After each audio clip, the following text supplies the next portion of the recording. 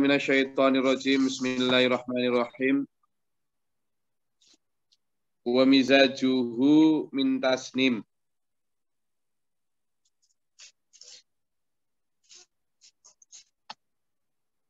Khamar kemarin itu dicampur dengan tasnim, mata air yang murni. Kita ini teman belum pernah minum mata air yang murni ya. Mata air yang benar-benar kandungan oksigennya dan hara pH-nya itu masih tinggi. Itu memang beda ya, rasa airnya itu beda. Semasa kecil saya di desa itu ada telaga. Telaga itu di tengah desa tapi kanan kirinya tidak boleh ada rumah. Kanan kirinya ditumbuhi sekeliling ya, bukan hanya kanan kiri, ditumbuhi dengan pohon-pohon besar. Sehingga akarnya itu benar-benar menyerap segala macam kotoran. Padahal sudah tidak ada kotoran. Sehingga airnya itu benar-benar air yang sangat jernih ya. Kalau saya pas nggak punya sangu atau sangunya habis gitu, nggak bisa beli minum ya langsung ke telaga ngokop. Bahasa Indonesianya ngokop itu nggak ada. Nggak ada. Ini bahasa Indonesia itu terbatas sekali. Nggak punya bahasa Indonesia. Ngokop. Tahu ngokop? Ngokop itu apa? Kalau bahasa Australia malah nggak ada, Bu Dia. Ngokop itu minum langsung dari danau itu, dari telaga itu. Itu namanya ngokop. Jadi nggak pakai gelas juga nggak pakai. Meskipun di situ itu disediakan dua media untuk minum sebenarnya. Satu itu gelas, tapi gelas dari bambu. Gelas dari bambu itu. Yang kedua, ciduk, tapi dari batok kelapa. Gede, jibur gitu. Jadi kalau minum ya peyor gini lah. Itu Mbak Saropa biasanya. Sehingga, tapi kalau kami yang anak soleh langsung minum dari telaga itu. Anak soleh apaan? Bandelnya setengah mati. Jadi langsung minum dari telaga itu. Itu haranya menurut saya ya, hara maupun pH, kandungan pH airnya itu masih sangat murni ya. Tapi yang nggak ada apa-apanya dengan murninya mata air surga ya, yang disebut min tasnim. Saya tahun 98-99 itu ngikuti sebuah program Environment Education for Child. Jadi program setara S2 non-gelar yang diadakan British Council Inggris. Saya ikut 4 semester itu.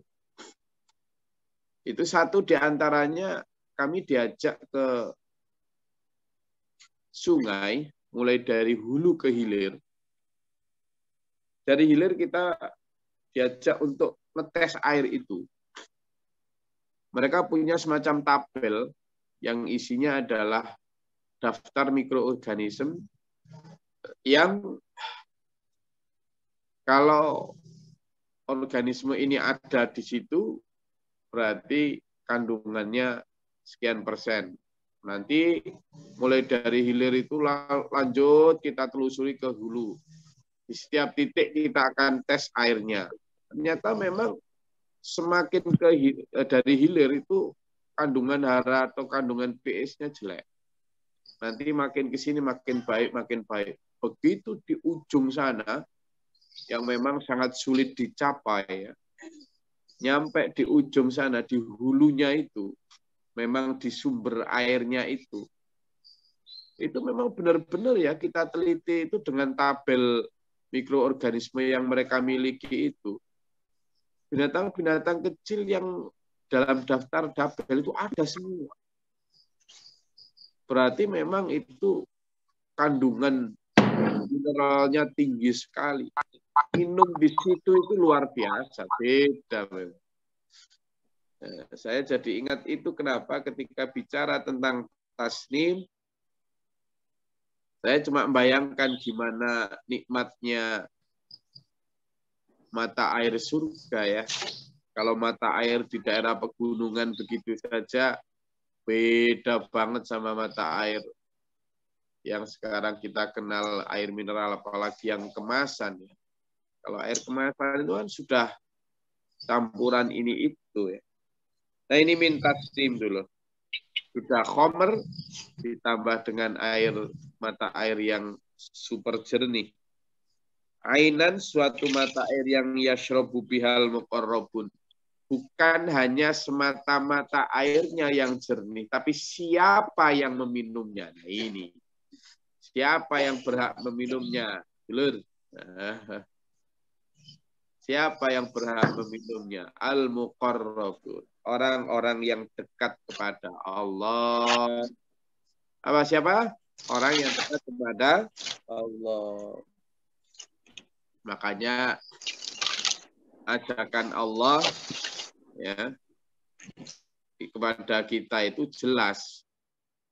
Mendekatlah kepadaku, kata. Mendekatlah kepadaku. Maka seruan Pak Guru Mokhtar di SPMA jelas. Ayo mengenal Allah secara mendekat dan mendasar. Itu nggak main-main ya. Jadi kenal Allah nggak dari jauh. Kenal Allah nggak dari seberang. Kenal Allah nggak dari katanya orang. Tapi benar-benar kenal secara mendekat dan mendasar. Masih ingat analogi yang saya pernah sampaikan ya dari Pak Guru Mokhtar kita. Antara analogi Abdullah, Malik, dan Sudrun. Masih ingat ya. Jadi itu aja udah menunjukkan bagaimana orang yang dekat dan tidak ketika merespon satu tawaran dari mereka. Ada Sudrun bawa sapi mau jual ke pasar. Mau jual sapi ke pasar si Sudrun ini. Di tengah jalan ketemu sama Malik. Sudrun mau kemana kamu? Mau jual sapi berapa harganya? 5 juta. Tak beli 10 juta sudah. Iya tak? Iya tapi bayarnya nanti setelah panen, kata Malik. Lah si Sudrun ini kenal Malik itu ya hanya dari orang. Katanya Malik itu tidak pernah mengingkari janji, amanah, jujur, terpercaya, dan selalu menepati janji. Ya. Nah, tetapi hanya dari orang. Tidak kenal dekat, tidak tahu kesehariannya, tidak tahu bagaimana benar tidaknya. Hanya dari orang. Kira-kira Sudrun memberikan sapinya dibeli dengan tempo kepada si Malik enggak? Kenalnya hanya dari kata orang. Enggak mau, Gus. Enggak mau, Budi. Betul. Lalu suatu hari ada juga si Abdullah bawa sapi mau ke pasar, ketemu Malik juga. Mau kemana, Abdul? Ke pasar jual sapi berapa? 5 juta. Tak beli 10 juta. Tapi bayarnya nanti setelah panen. Abdullah ini kenal dekat sama Malik. Bukan dari orang lain, tapi tahu betul kejujuran, konsistensi, komitmen, dan keikhlasan si Malik ini. Tahu betul. Tidak pernah mengingkari janji dan selalu menepati apa yang dikatakannya. Dibeli 2 kali lipat. Kira-kira Abdullah memberikan enggak? Ditawar 2 kali lipat. Mau, Gus, karena udah kenal. Udah kenal. itulah gambaran kita. Sudrun itu hanyalah gambaran manusia yang kenal Allah hanya dari kitab, hanya dari kata guru, hanya dari ini itu, tapi tidak kenal betul sama Allah, tidak muqarrab. Sehingga ketika Allah, yang saya tadi gambarkan Malik, memberikan tawaran, wahai Sudrun, aku beli jiwa ragamu, hartamu. Sini korbankan untuk agama. Nanti tak ganti berlipat-lipat tanahmu yang 1 hektar, tak ganti seluas langit bumi. Tenagamu, jiwa ragamu tak ganti dengan yang tanpa mati, tanpa sakit. Hartamu tak ganti dengan emas, yakut, jabarjut, intan, berlian di sana. Waktumu yang cuma 80 tahun tak ganti dengan hidup abadan mukhalidan, tetapi bayaran semua itu nanti setelah panen di akhirat.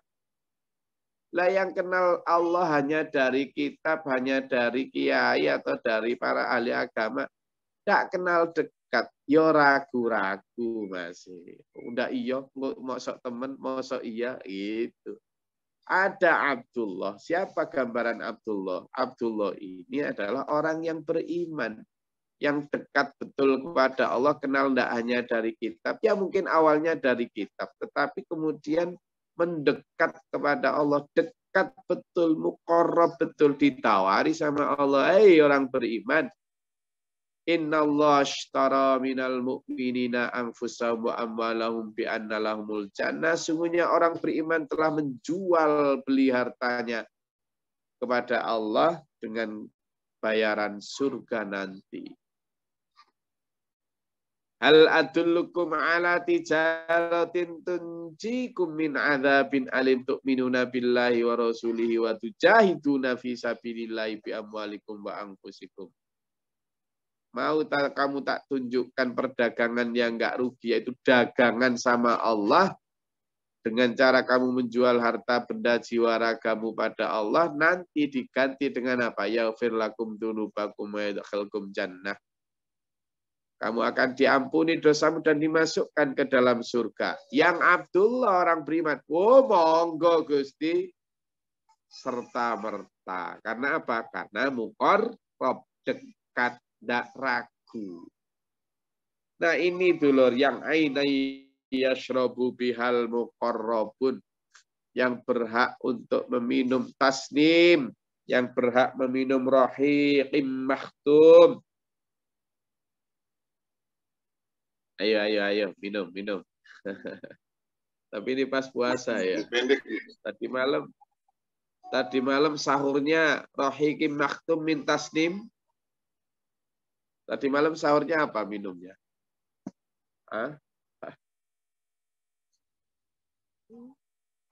Ini tuh loh, al-muqarrabun. Jadi ayo dekat kepada Allah ya. Karena apa? Karena innal ladzina ajramu kanu minal ladzina amanu yadhakun.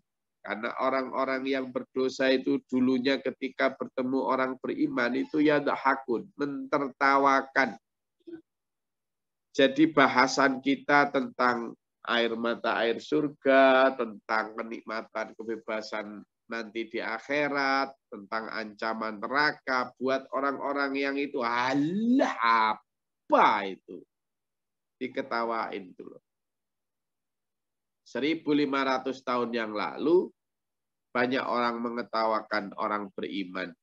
Banyak orang mengetawakan surga neraka. 1500 tahun kemudian, loh kok ya masih banyak yang begitu.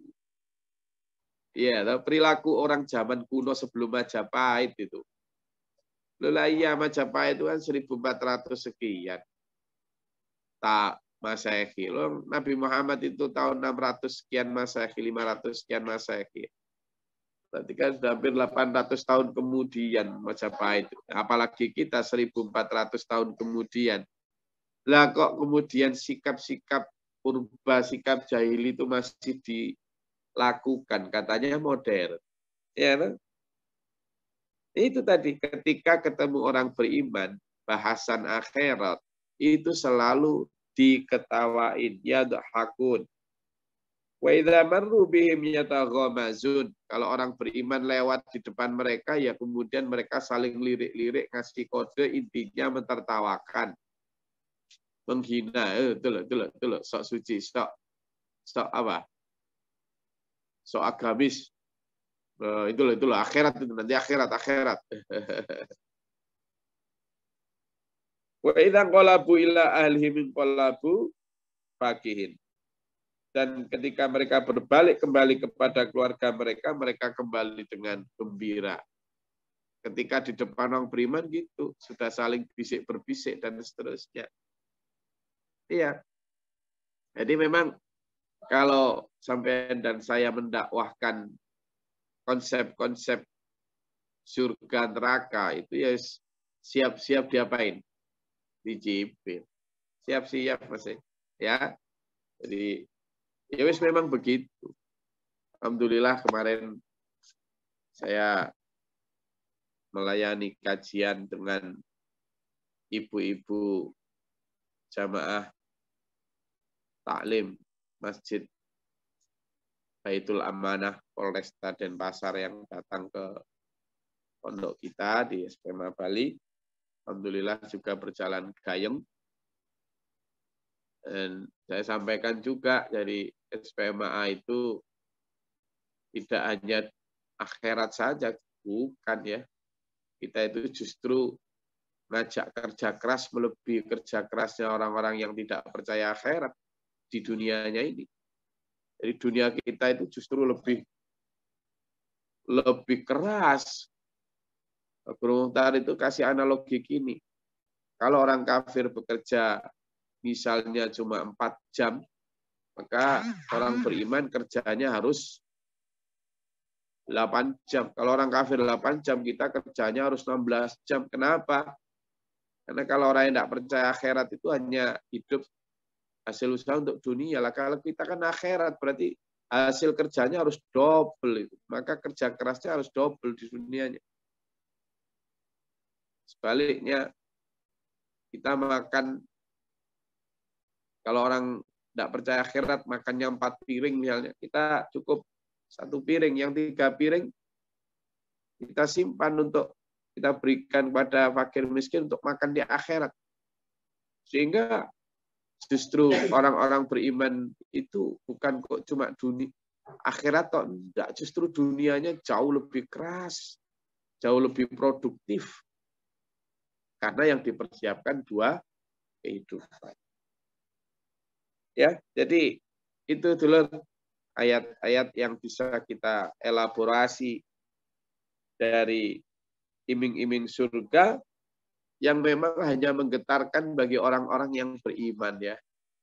Makanya kalimatnya jelas dalam Al-Qur'an itu a'udzubillahi minasyaitonirrajim.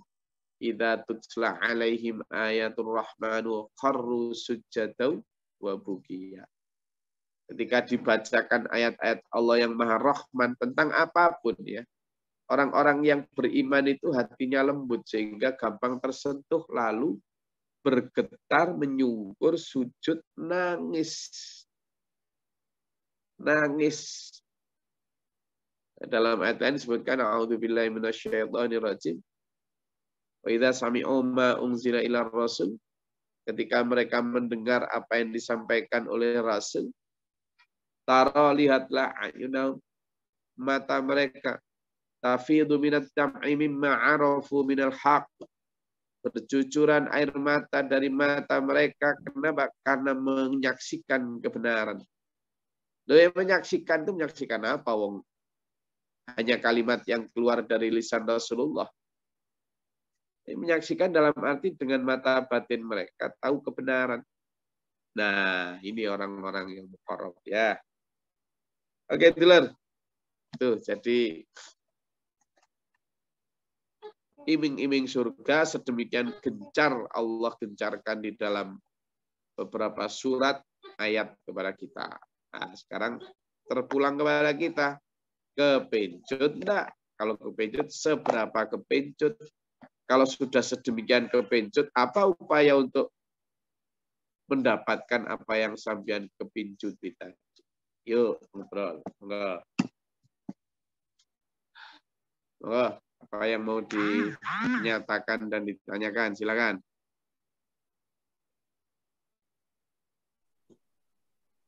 Assalamualaikum, Go. Saya nanya, nggih. Waalaikumsalam. Monggo. Untuk Silakan. mengenal lebih dalam tentang Allah itu, apakah hanya orang-orang yang mendapat hidayah aja? Karena tanpa mendapat hidayah itu orang sulit untuk mendekatkan ke Allah, untuk mencari tahu siapa Allah itu, atau gimana cara kita menebarkan syiar ini untuk ayo kita mencari Allah, ayo kita lebih dekat sama Allah. Gimana caranya itu juga? Ya, Assalamualaikum. Waalaikumsalam. Jadi gini, Budi ya, memang hidayah itu domainnya Allah ya. Tetapi domain kita itu adalah pertama ikhtiar untuk diri, yang kedua dakwah untuk orang lain. Itu semua masuk konsep ikhtiar ya. Dan kita pada akhirnya, Budi ya, nanti di akhirat itu jelas, laqad ji'tumuna furada. Kamu nanti itu akan menghadapku sendiri-sendiri. Dan sendiri-sendiri itu yang ditanyain ya tentang apa yang kita sudah lakukan. Muqarrab dan tidak muqarrabnya orang lain. Ya. Sehingga kemudian hidayah itu datang atau tidak. Itu memang bukan tanggung jawab kita. Tanggung jawab utama kita itu untuk memastikan kita muqarrab dan tidaknya kita. Nah setelah kita alhamdulillah diberi Allah karunia berupa hidayah sehingga kita muqarrab. Lalu karena kasih sayang kita, loh. Jadi sekali lagi dakwah itu harus dilandasi kasih sayang. Karena kasih sayang kita, maka kita kemudian mengingatkan orang lain, mengajak orang lain untuk muqarrab. Nah, hidayah itu memang sebenarnya sudah hadir ya. Ketika sampean misalnya mengajak orang lain, ya itulah hidayah. Cuma orang lain itu mau nggak mengambil hidayah itu. Nah, kebanyakan orang kan menyalahkan Tuhan dengan cara mengatakan, saya belum dapat hidayah. Loh, hidayah itu disongsong, hidayah itu diambil. Seperti misalnya Rasulullah Muhammad SAW menyampaikan dakwah kepada pamannya Abu Thalib. Ya paman, ayolah masuk Islam, ayolah bersyahadat, ayolah ikut agamaku, ayolah masuk perahu keselamatan ini. Itu hidayah. Sekali lagi, itu hidayah. Tetapi waktu itu, Pak Palik ini ya, Palik Abu Thalib ini, Palik Thalib ini, tidak mau ngambil hidayah itu. Ya, alasannya tradisi, alasannya sungkan masyarakat, dan seterusnya. Sehingga Allah berfirman kepada Nabi Muhammad SAW, innaka la tahdi man ahbabta. Wahai Muhammad, sungguhnya engkau tidak punya wewenang memberi hidayah kepada orang yang kau cintai sekalipun. Maka itu satu vonis bahwa sekuat apapun kamu berupaya, kalau Allah tidak menentukan ya tidak bisa. Itu. Tetapi apakah Rasulullah berhenti? Tidak. Terus sampai wafat baru berhenti Rasulullah. Kenapa? Karena setelah wafat tidak ada lagi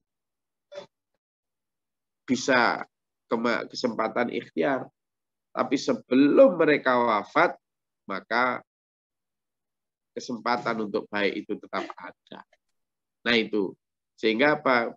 Bagaimana agar mereka mendapat hidayah? Ya kita ajak memang. Dengan apa ucapan? Dengan apa teladan? After that, sudah.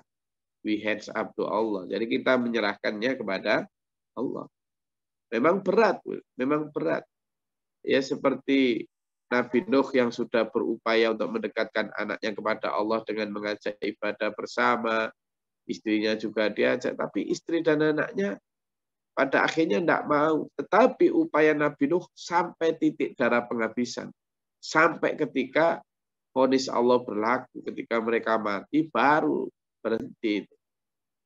Jadi kita kepada kerabat kita kita kepada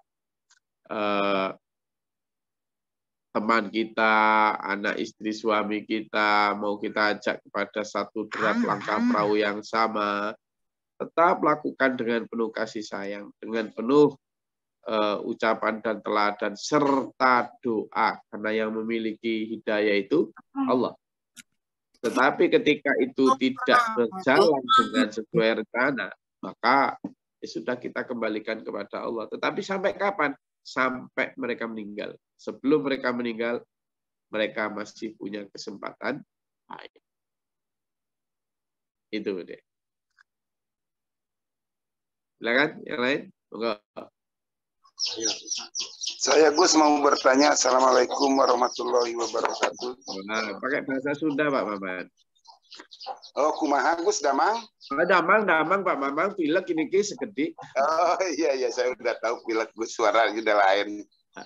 Suara Gus lain. Kalau segede bahasa Sundanya apa Pak Maman? Tak kedik. Ya, ini pilek. Sedikit. Sedikit. Iya, pilek sakedik. Gini Gus, saya mau bertanya masalah dosa. Kan bilang kan ampuni dosa, dihapus dosa-dosa. Kenapa di waktu nanti kan ada berat timbangan antara dosa dan kan udah dihapus dosa-dosa itu, udah diampuni. Kenapa ada berat timbangan dosa dan amal baik dan amal jelek? Gitu kan udah dihapus itu masalah dosa itu. Gimana itu penjelasan itu? Terima kasih, sekian aja Gus. Ya. Assalamualaikum warahmatullahi wabarakatuh. Waalaikumsalam warahmatullahi wabarakatuh. Jadi baik dosa maupun amal itu Pak Maman, itu bagian ada amal yang juga terhapus, ada dosa yang juga terhapus. Bagi dosa maupun amal yang sudah terhapus, ya tidak ada timbangannya Pak Maman. Tidak ada. Jadi amal yang sudah terhapus juga nggak bisa memberatkan sebelah kanan. Dosa yang sudah terhapus juga nggak bisa memberatkan sebelah kiri. Jadi pada saat yaumul mizan, pada saat timbangan itu, bagi dosa-dosa yang sudah ditobati di dunia, ya sudah tidak dihitung lagi di sana. Tidak, sudah selesai. Demikian pula bagi amal-amal yang ternyata terhapus di dunia, entah karena ria, misalnya sedekah karena ngungkit-ngungkit, sedekah karena menyakiti yang menerima, atau karena ingin dipuji, itu ya sudah tidak dihitung. Itulah makanya dalam banyak alat, dalam banyak wala nuqimu yaumal qiyamati wazna. Dan nanti kami tidak akan menjadikan atau kamu tidak akan mendapati di hari kiamat itu wazna, timbangan amalmu, tidak ada sudah. Gitu. Makanya banyak orang nanti yang habitat a'maluhum atau dhalla sa'yuhum fil hayatid dunya. Apa yang namanya habitat a'maluhum? Hancur lebur amalnya. Dhalla sa'yuhum, sia-sia perbuatan mereka. Kenapa? Yaitu tadi. Nah, dosa juga demikian. Maka wazna atau wazan, timbangan di akhirat itu, sebisa mungkin sekarang kita hapus dosa-dosa kita itu. Gitu loh. Supaya nanti sebelah kiri ini ringan sekali. Ringan. Sehingga merengnya timbangan itu ke kanan. Itu Pak Maman. Ya. Sampun. Oh iya, itu seperti kalau di Sunda itu capri gawe teka pakai Gus. Capri gawe teka pakai ya sudah. Itu iya, di Quran kan ada surat pamai amal miskolati daroti horiyaro. Wal ma ya amal miskolati sariyaro. Jadi sekecil apapun akan ditampakkan, sebesar apapun akan ditampakkan, baik yang jelek maupun yang buruk. Ya. Makanya Allah berfirman, nanti kalau kamu ingin nggak kelihatan di sana, ya hapus sekarang.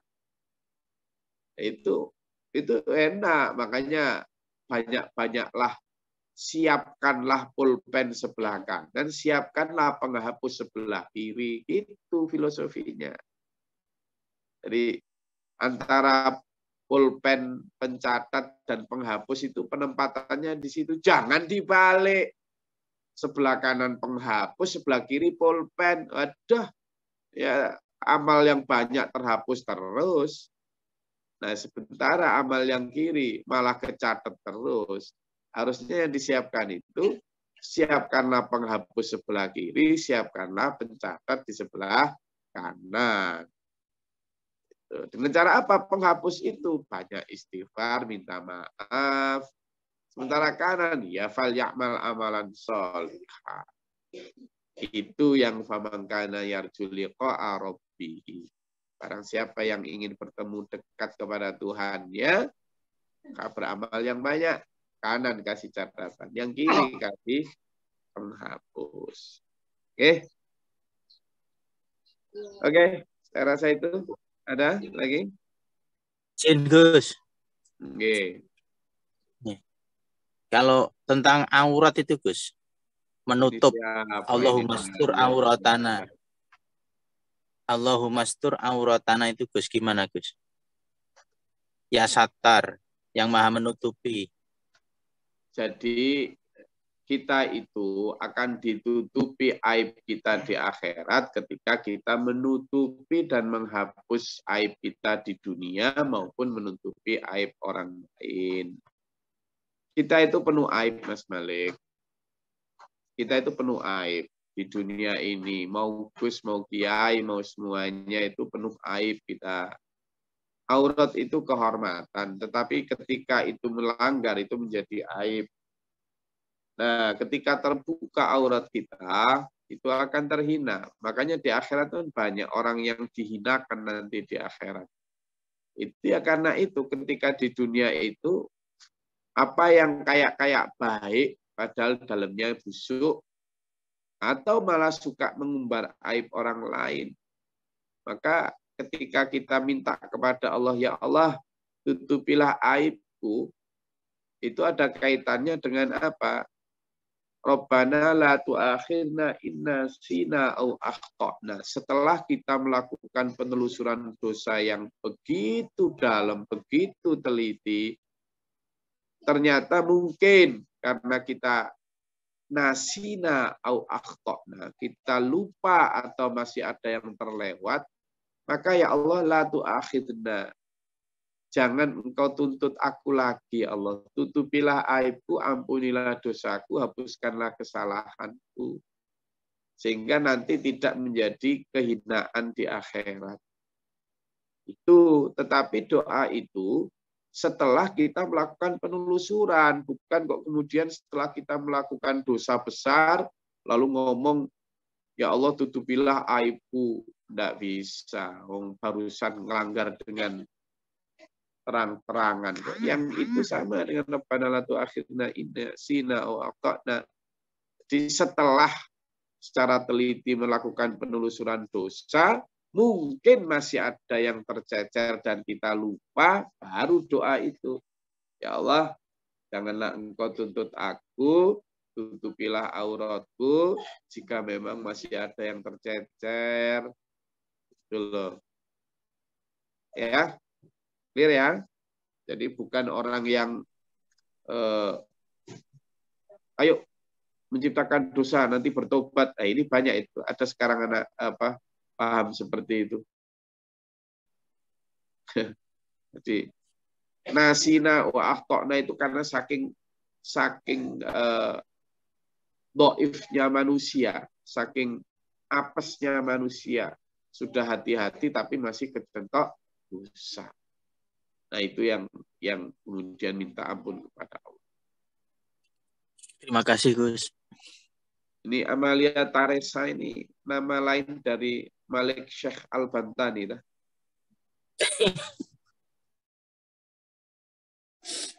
Oke, Gus. Kok nggak berani menunjukkan mukanya? Kok ganteng sampean itu? Diakui oleh seluruh penduduk Nganjuk loh sampean itu. Terus Gus. Sehat Mas Malik? Alhamdulillah sehat. Encoknya gimana? Nggak pernah punya incok, Gus. Oh, asam urat. Sorry. Sehat-sehat selalu dulu ya. Semoga Allah merahmati kita. Selalu menyehatkan kita. Jasmani rohani kita. Bismillah. Semangat. Dalam perahu ini menyongsong ampunan dan ridha Allah. Ila akhiri hayat husnul khatimah. Amin. Allahumma shalli wa sallim wa barik ala sayyidina. Allahumma ighfir lil mu'minina wal mu'minati wal muslimin. Allahumma atina fi man hadayta wa afina fi man afayta wa lana fi man tawallaita. Wa barik lana fi ma atayta wa qina syarra ma qadayta fa innaka taqdi wa la yuqda alayk. Astaghfiruka wa atubu ilaik. Allahumma dafa'na al-bala wal waba wa dal hasdin min jinni syaitan jam kubar. Rabbana najina wa lina wasqina min qawmin dhalimin. Rabbana wa la taj'alna fil qawmin dhalimin. Allahumma arfa' darajatana fid dunya. Allahumma tahhil lana baba sama baba rahmatika. Allahumma anzil alaina rahmatak. Rabbana amanna faktubna ma syahidin. Rabbana la tuzigh qulubana ba'da idh hadaytana wa hab lana. Rabbana faghfir lana dhunubana wa kaffir 'anna sayyi'atina wa tawaffana ma'al fi kulli wala. Subhana rabbika rabbil izzati amma yasifun. Salamun 'alal mursalin. Alhamdulillahi rabbil alamin. Wassalamualaikum warahmatullahi wabarakatuh. Waalaikumsalam warahmatullahi Waalaikumsalam warahmatullahi wabarakatuh. wabarakatuh. Saya di lapangan.